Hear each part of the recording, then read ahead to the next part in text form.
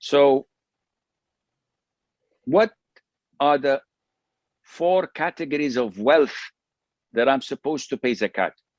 See, if I tell you and explain it to you, you don't have to come back to me and ask me questions. It's best for me to teach you how to fish rather than to give you a fish every single day, whether hamur or najil, doesn't make any difference. Therefore, how much time do you have left? Sheikh, we have 3 minutes, but I think this is an important question. So you might kill many birds with one stone. Okay. So you need to understand the concept of everything you do, so you don't have to come back to me. Sheikh, I would like to pray in the masjid, but I have a cigarette packet in my pocket. So does this nullify my wudu? Excuse me? Yeah, I know cigarettes is haram, so I smoke a cigarette. Should I renew my wudu? Akhi, if you know that wudu is broken by 1, 2, 3, 4, 5, then anytime I bring you 6 or 7 or 8 or 10, you say, no, this doesn't break wudu. Only these 5 things break wudu. So khalas, now you have a fish. You know how to fish. Likewise, when we come to zakat, what should I pay zakat on? Oh, Sheikh, I have 3 plots in India. Oh, Sheikh, I have bought a house on mortgage. Should I pay zakat? Oh, Sheikh, my wife is getting an investment with so-and-so. Once you understand what are the wealth to give zakat on, you've got it made. You don't need to ask a sheikh. So what are the things that we have to give zakat on? 4 things. Number 1, you can write it down if you wish. Who cares, sheikh? Who's watching? I don't think there's anybody watching. Anyhow, gold and silver. These are the 2 most important minerals and metals in the world, because all finances and currencies revolve around them since the beginning of time, and it will at the end of the time.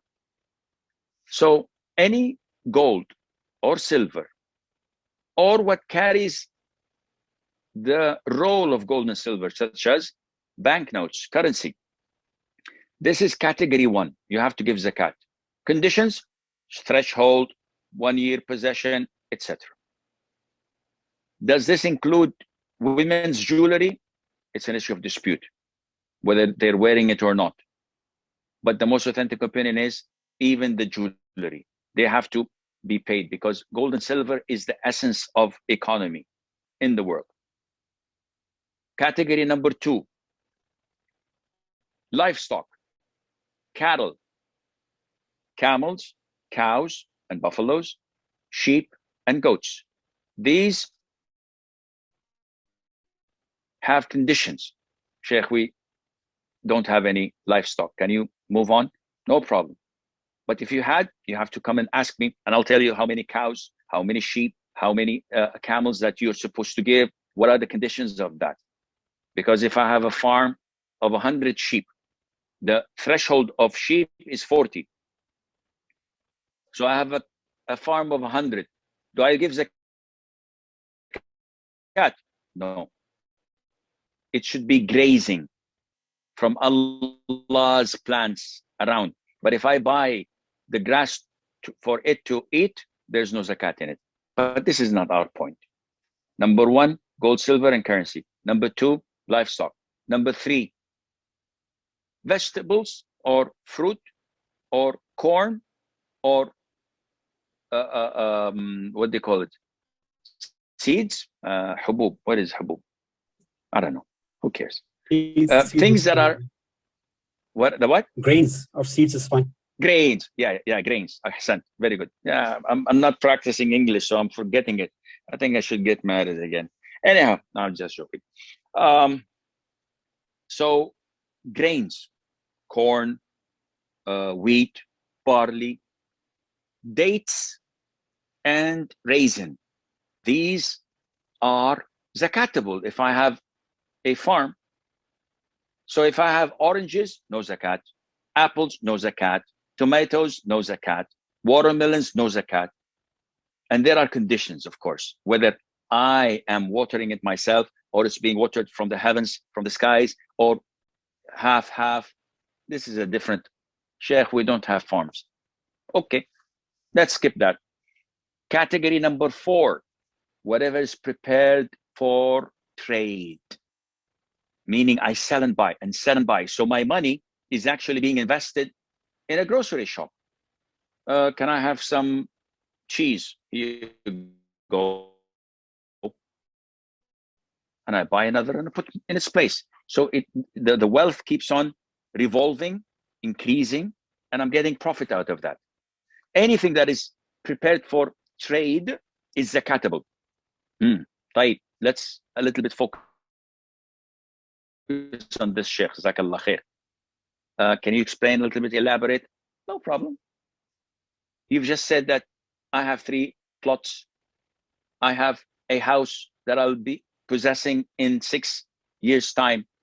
And you said there's no zakat, neither on the installments nor on the plot. I said, yeah.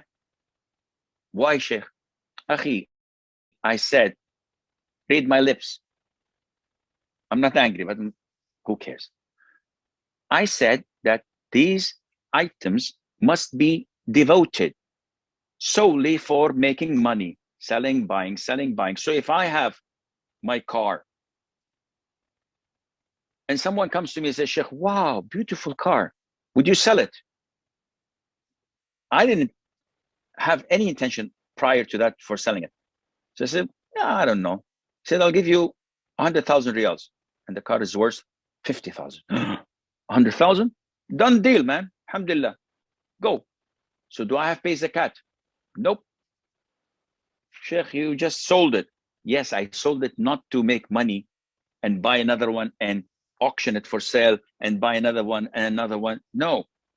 If someone comes to me and says, Sheikh, your headscarf is very beautiful. By the way, this is from Kuwait. I bought it a couple of years ago and I need a replacement. So I have to come to Kuwait soon because this is the only place it's sold in. Anyhow, I don't know Mubaraki or Hamidi. I don't know what's we miss you here, Sheikh.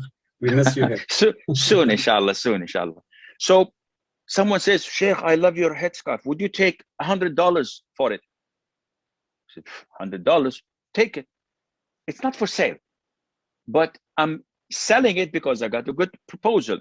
This is different than someone like myself having a showroom. And I get cars from Dubai, from Germany, from Los Angeles, and I put them. And I sell cars. And then the money I get, I buy other cars. So the rotation is for making money.